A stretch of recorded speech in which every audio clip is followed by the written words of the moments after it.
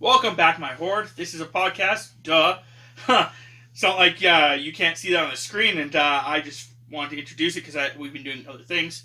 Yeah. Shifty eyes. Anyway. That was awkward. What? That was horrible? I said that was awkward. Oh, yeah. It's supposed to be awkward. That is the charm of this. At least I'm hoping that's the charm of this. So anyway, we've been doing other stuff, and I've been talking to Chris about other stuff.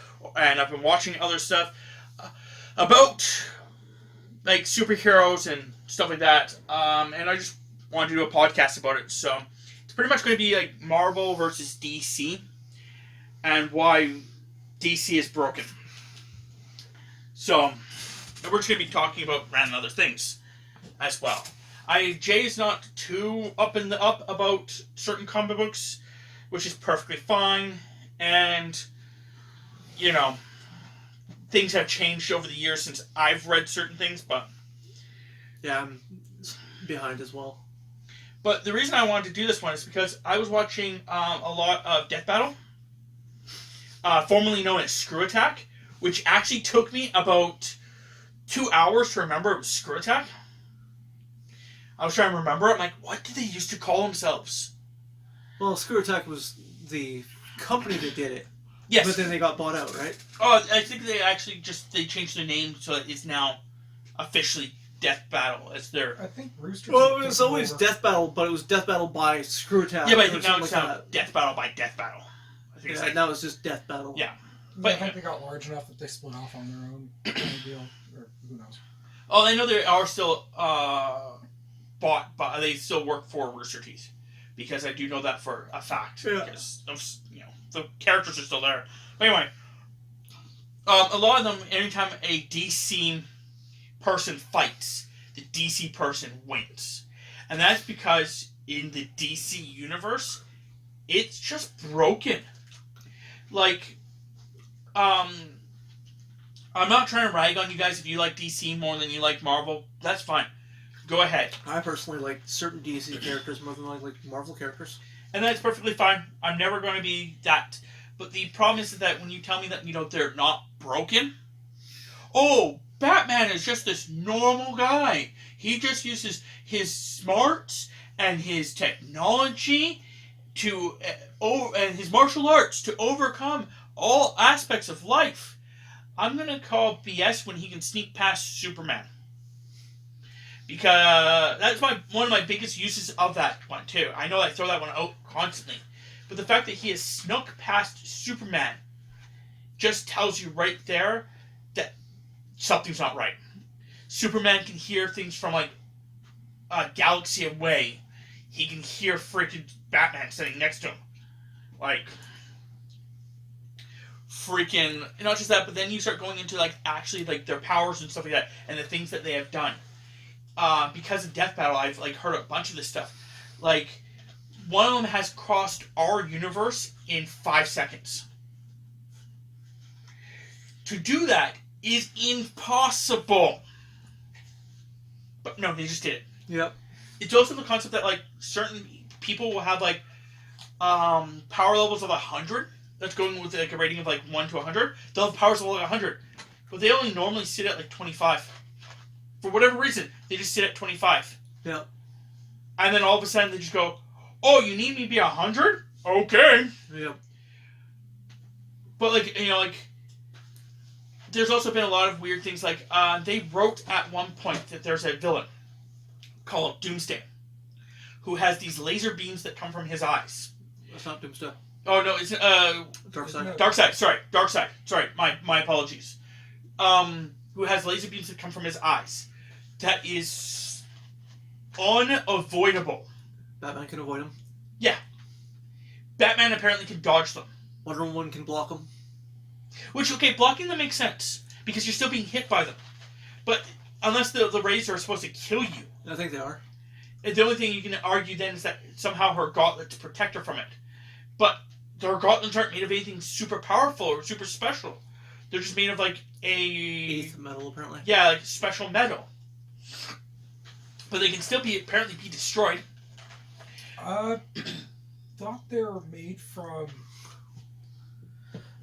This could be completely wrong, but I thought that her Wonder Woman's gauntlets were made from the remnants of that supposedly indestructible shield, and that's what gave them their protective qualities.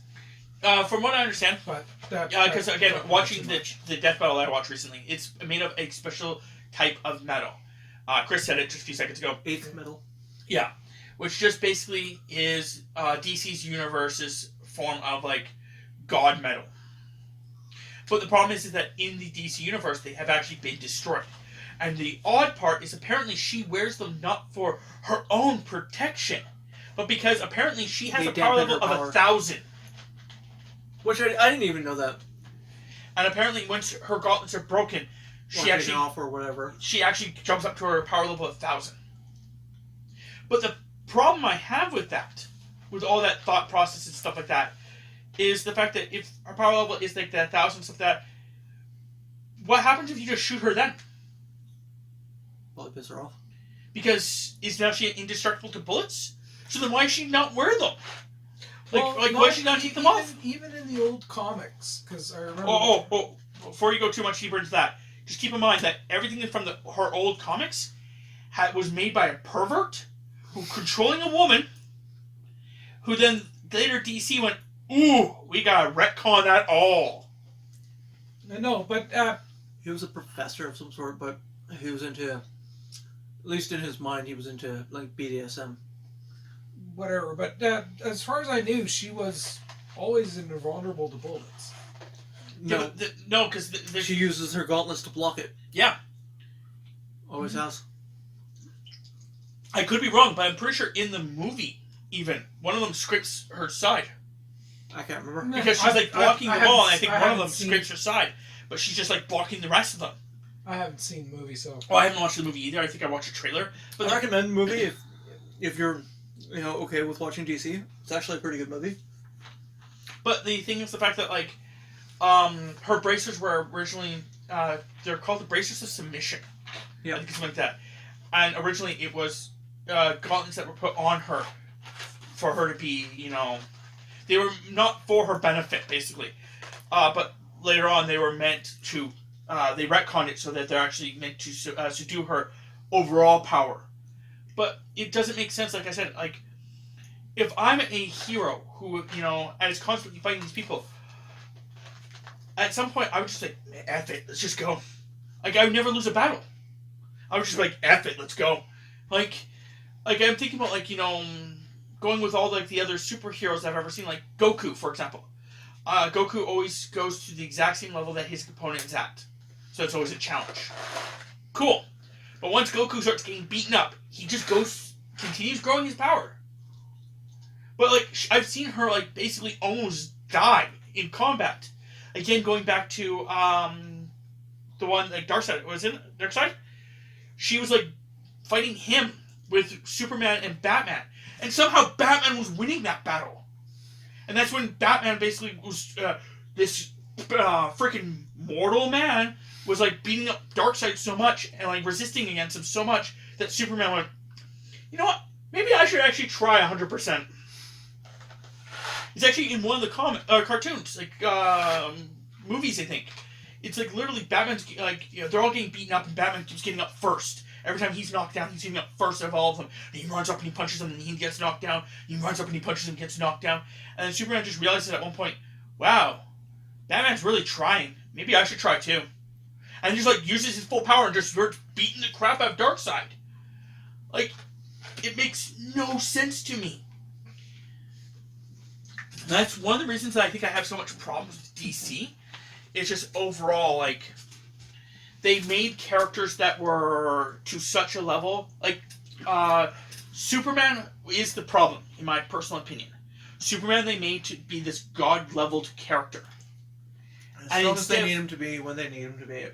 And then, instead of pulling him back and making him weaker, they went, nah, screw it, let's just make everyone else stronger.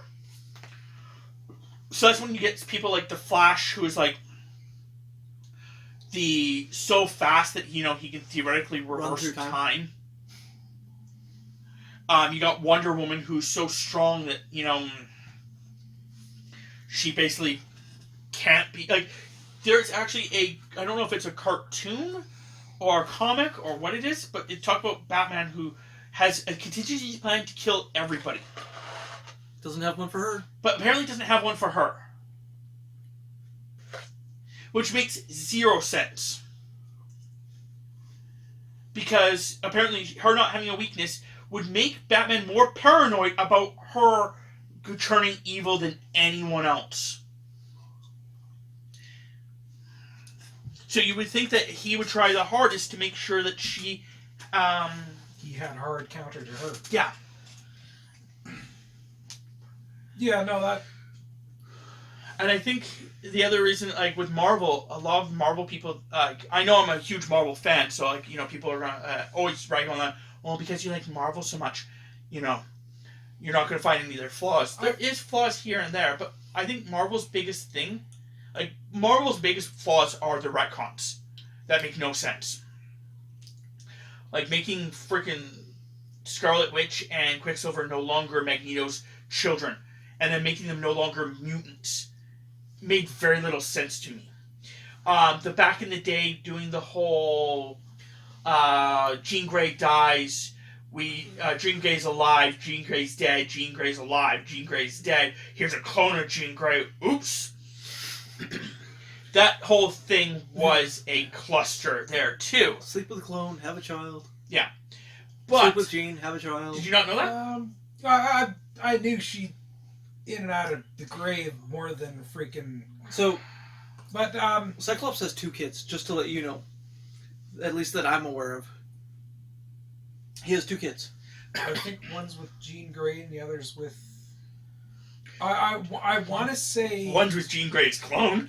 I wanna say The other one is with Jean Grey. Oh, okay. But do you know which one is which? Sorry, which? Sorry, Jean? I didn't know they were both with Jean Grey. No, one is with her clone and one is with her. I thought Cable was originally the clones. Yes. Yeah, it's Cable and Hope Summers, isn't it? No. Hope is the last mutant. That's why she's called Hope, and she was raised by Cable. So that's why she's got the Summers. But no. It's his adopted daughter. Yeah. But no, the other one is Rachel. Yeah. Okay. Which is, at one point, she was a holder of the Phoenix Force. Yeah. But no, like I said, that's my biggest problem with, like, Marvel is, like, the are they dead or are they not kind of thing. But honestly, I like Marvel because of the concept that it was also going through a lot of the problems that, like, real people are going through. Like, the mutants are a prime example. They're an allegory for racism. And not even just racism, but any type of hatred. Mm-hmm. Like, you know, the fact that Colossus... Racism and prejudice. Yeah, prejudice, yeah. Because Colossus is gay. And, you know, when he came out, there was a huge fence about, like, well, he shouldn't be and stuff like that. He was not the first Marvel character to come out. But he was one of the most famous. And honestly, I'm glad that they stuck with their horses and kept him as a gay man, because, you know, he's a gay Russian man. Yeah. You know, Russia being one of the areas that dislike that so much. So I'm glad that they kept it. Yeah, for when it comes to DC being broken, from my knowledge of DC, it seems to be the main problem is when they merged everything together. No, it happened way before that. Because, like, I'm thinking... They've actually been trying to fix it. I'm thinking, like, the animated series for Batman. Yep. Just straight up Batman. Yep. None of the other heroes exist. Batman the animated series. That was pretty well balanced. Likewise, the movies, the initial movies, again, pretty well balanced. Not going to get into some of the stupidity, but it seems to be that whenever the different heroes interact is when the imbalances really start getting... Well, it's because the imbalances with that is because they have Superman. Like, Justice League, just going with the Justice League. I'm trying to list off all the members of the Justice League, the Prime members, which is Superman, Wonder Woman, Green Arrow. Nope. He's not... No, I thought the founding members... Well, I know he's... I'm not just saying, he's in it, though, is he not? Like, well, yeah. He's one of the main... like, not the founding members, but the main people. Am I wrong? Okay, fair. Green Arrow, Green Lantern, Batman, and Flash. Okay. Okay. We're going Manhunter. like when you think about them, like when you think about the Justice League, those are the people you think of. Is there anyone that you actually like straight out think of like a lot from like the TV shows and the cartoons and Martian stuff? Manhunter. Okay. So besides him, no one else. Me, it's Maybe the Hawk Girl, but that's about it. Batman. It's the only one I really think of. For Okay, so TV series those ones. Superman doesn't need the group. No. Green Lantern doesn't need the group. No, he has a full core that he can help. I honestly think Green Lantern being part of the Justice League is actually a conflict of interest. Not really. Because they're supposed to be intergalactic police. Yeah, But he is the. And yet he is joining a vigilante organization. Except he doesn't classify as vigilante due to the fact that his organization has already claimed Earth as his protectorate. All he's doing is hiring. He protects this sector. He's hiring the rest of the Justice League to work with him. Deputizing him? Yeah, theoretically. Okay, Wonder Woman. Since you explained it that way, I can understand that. Wonder Woman doesn't need them. Flash doesn't really need them. The only two people... I don't know much about Martian, but I don't think he needs them. And I have no clue why Hawkgirl's there. But the entire group... The entire group is Batman and Green Arrow needing everyone else. If you talk to Batman, he would disagree with you. Yeah. I don't need the group. The group needs me. Yeah. But they don't. They don't use your tech. They need your money, Bruce. The only two that I think need any not would be individually, but the Martian Manhunter and Wonder Woman. And the only reason why they need the group is the socialization aspect to get them used to human norm. Okay. Manhunter doesn't really need it. Shara Hall, the reason why the Hawkgirl, the reason why she needs the group is because her people are planning on invading and they're just going to defend. She's a spy, at least to my knowledge. But what he was saying is that Wonder Woman and Martian Manhunter need the group for not defending purposes, but for socializing purposes. Yes, I understand. So, that's what I was disagreeing with. Manhunter not so much. Okay. Because he has been on Earth for quite a while.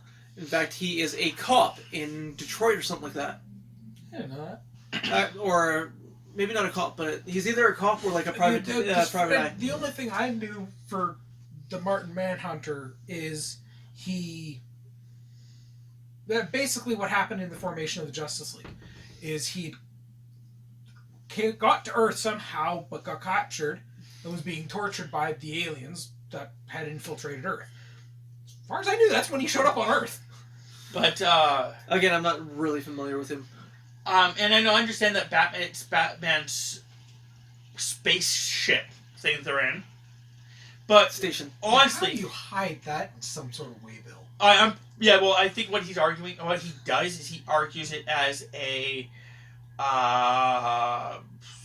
satellite, and people go, "We're stupid. We'll take your money." But no, honestly, the biggest thing I was going to go with that is the fact that what was it like?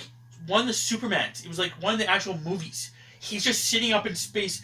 Like, it looks like he's just dead in space, and then all of a sudden opens up his eyes because he can hear some person screaming for help and rushes down to save them. He doesn't need the freaking space station. No, the space station was strictly a neutral meeting ground. That's it. No, the space station actually was supposed to be so that they can actually pinpoint when there's problems and go there. Well, it's Watchtower. Yeah, is what it is, and it's kind of to keep an eye out on space in case something is coming. And it monitoring had Earth, so they can, this place needs help. So send somebody down there. But again, like Batman, like it's the concept of as the group goes, there's people on that group that are power levels of like 1,000 versus the hundreds that they should be. Yeah. No, and it's like Batman theoretically is a power level. Argue all you want, but Batman is a power level 25. But somehow he can keep up with them. Yeah, he shouldn't be able to, but he keeps up with him. Batman's completely busted. Green Lantern was a joke. Or not Green Lantern, sorry. Green Arrow. Green Arrow was a joke until they pulled that back hard. By the joke is like he actually used to have arrows that he would pull out of his bag. That was a punching glove. Yeah, I remember some of those. Boxing glove. Yeah. So yeah, and then like And Tammy's just like, okay, I'm done.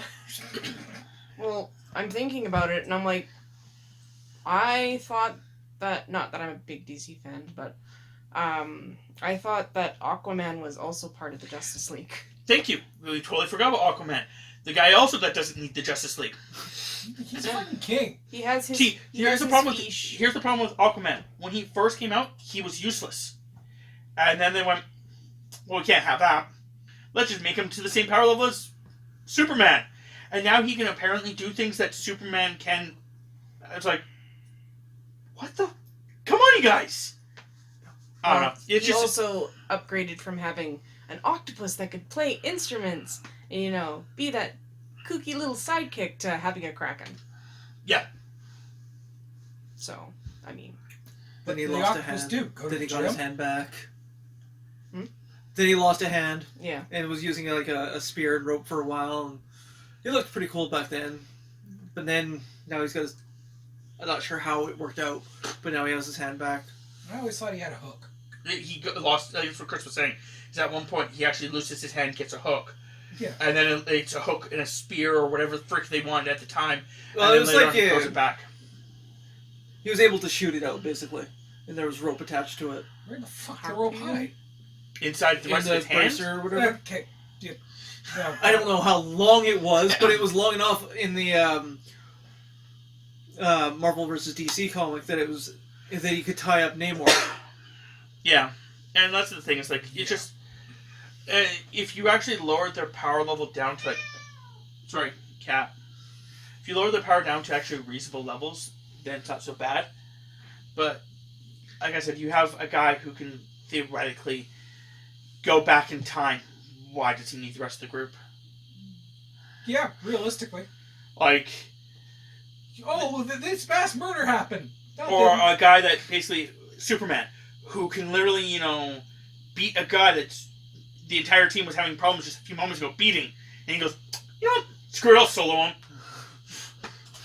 Like, or there was a point in one I watched a clip where Superman is taken by Poison Ivy, and she actually mind controls him with her pheromones, and she actually tells him to go beat up Batman, and Batman escapes from him long enough for him to use something on him to actually go, by the way, you gotta go save your girl, and he goes, oh, and goes and saves her. Problem is that the entire fight, I think it was something like 3 to 5 minutes of a fight. It wouldn't have lasted that long if Superman really was pushing himself. And that's the consequence, that under her mind control, he would have just gone, yoke it, and punched Batman in the chest and be like, it's done, and walked away. He holds himself back. Yeah. Yeah. And don't even get me started on the collateral damage. That's Yeah. what I love. That is one of the biggest problems with DC is the collateral damage. Marvel. How many times has Metropolis gone boom? This is why I don't want to live in Metropolis. I'd rather deal with the Metropolis going boom, because there evidently is not that big a death toll during that, than the Joker. Like I said, I'd rather live in Keystone City or something. Hey, don't get me wrong. But no, one of the things with if you look at the movies, it's actually one of the funny things is because roughly around the same time that the Superman movie came out, the Avengers movie came out, and the Avengers movie where they're like, make sure they come back this way, blah blah blah, where they're trying to stop collateral damage. Yeah. Versus the Superman one where he was just plowing through buildings. Yeah, I know where that budget went. The repair bill. Okay, so we're at 24 minutes. I had actually. See, I've never seen, don't get me wrong, I have not read a lot of Superman comics because I'm not a fan. Yeah. I like Batman, I like Flash, but I have never seen in the Superman comics and whatever that I have read anyone giving him hell for all the collateral damage. Yeah. But you go to like Marvel and oh my god, even a little bit of collateral damage. Well, yeah, it's like Well, actually, That's a legitimate thing to be mad about is the collateral damage. Why are you not getting mad at Superman for destroying fucking buildings? Going on the collateral damage aspect of things, Batman's caused a ton of collateral damage throughout his career that I know of. Well, yeah, no, it's And then there's I don't think the Flash has actually caused too much collateral damage. I think I would not be surprised if he has. I mean, running he's- through town causing sonic booms. he's destroyed a lot of cars. Actually, I do know he's destroyed a lot of cars.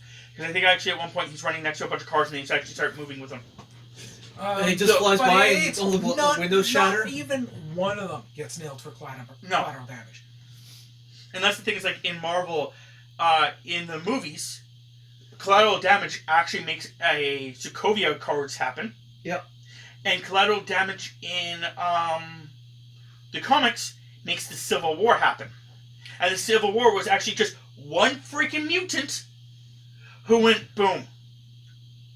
That was all it was one mutant who went boom. Now, mind you, he did take out an entire elementary school. Full of elementary schools, yeah. He took out elementary school of children and then walked away from it. So they were like, we gotta get people registered. But, see, it just took one incident. Like, there has been incidents over the while, but there was just one major That was incident. the major incident that caused the thing. Yeah. One of the interesting things is I don't think Spider-Man's ever been held accountable for the collateral damage. Well, yes, he has. But thinking back on it, and I'm thinking about it, and most of his collateral damage has been in stopping either far more significant damage and loss of life, or the fucker already wrecked the vehicle, now I'm just going to pick up the vehicle and hit him with it. Well, a lot of it is like, people might get mad at him for his webbing all over the place. But the thing about his webbing is it dissolves after like 2 or 3 hours. Yeah. No, Built a timer into it. In the actual Spider-Man, whenever he like actually the reason I think that he doesn't get as dinged for collateral damage is because when building is fallen, he actually webs all the pieces to the building, so that way crews can come up and remove it safely. Or if it's falling, he tries to web it so it doesn't just fall. Yeah, it does. It also gives people time to get evacuated and everything else like Yes. this, and he prioritizes on protecting the civilians over capturing the bad guy when he's The fighting. second thing is the Daily Bugle always brings it up. Everything he has ever done and things he hasn't done. Jonah is always on his case. He will not stop. Yeah. No. So that's obsession right there. well, J. Jonah Jameson is obsessed. in the one thing that I have read, I think it was actually the cartoon. He's actually mad at Spider-Man because he blames Spider-Man for his son's depression or something like that. I think it was, or at least from what I remember from the Spider-Man cartoons that I was watching, is he blamed Spider-Man for the shuttle failure that caused the shuttle to land on the bridge, and subsequently got his son court-martialed because that's and in short of accident, that's what happens. In the comic books, I think a masked man, a actual guy with robbing someone. A mugger. Yeah, a mugger. I think that's the word I was looking for. Shot his wife. That explains why he's pissed off about masks. That was the entire thing. That is his entire gripe against Spider-Man, is he is masked. He would not have nearly as much trouble with Spider-Man if he did not wear a mask. But but all the villains would have more. He'd have more issue with villains. Oh, he didn't really matter considering the amount of people who find out who he is. Yeah, that's like one of the worst kept secrets in that. Yeah. Well, it's really just one of those things where, for some reason, every single villain that Spider-Man had, he either worked with or were friends with someone that was friends with that person. Yeah. Well, I can name. He worked with the Lizard. Doc Connors. Yep. He worked with Octopus. Yep. He's Actually, no, he never worked with Octopus. I don't think so. Not in the comics. okay. I think he was still a professor at the school he was going to. I'm pretty sure. Unless No, I don't know. in the comics, Octavius worked for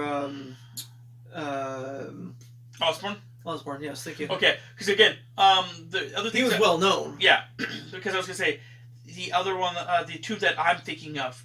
One's the video game in which he actually does work directly for Octavius, and in the one other thing I'm thinking of, which is one of the comic books, I think he actually does work for him as well in one of the comic books, which again could have been a retcon of a retcon of a retcon. So I mean, in I guess the last few years, Octavius took over Spider-Man's mind. yeah, I know They switched I know bodies. there's one timeline, and I think it's the one you're talking about, is where Octavius stopped being a villain. He retired as a that's villain, what he's actually. Oh yeah, okay, yeah. and he actually eventually married Aunt May, and Parker was working with Octavius in the lab before Octavius went, you know what, I'm bored, fuck this shit, I'm going villain again. But then there's the concept that his, like, there's a bunch of other things that happen that were just Spider-Man's always been close, somehow accidentally close to his villains. Yeah. So The Green Goblin, that was a fiasco and a half. Green Goblin was one of the first ones to find out who he is. Yeah. But it's like Goblin knows who he is. Venom knows who he is. yeah, well, Yeah. Venom Venom couldn't hide that couldn't from really Venom. stop from. Yeah, I know. Octopus, I think, finds out Yeah, well, he has to. Can't take eventually. But like, oh, we're gonna call this here. I don't think 'Cause- Kingpin ever found out. what's really funny is Kingpin started as a Spider-Man villain. Yeah. But it was flipped over to Daredevil. So we're ending it here. We're 32 minutes. So Okay. so until next time, my horde. Get superpowers and save the world.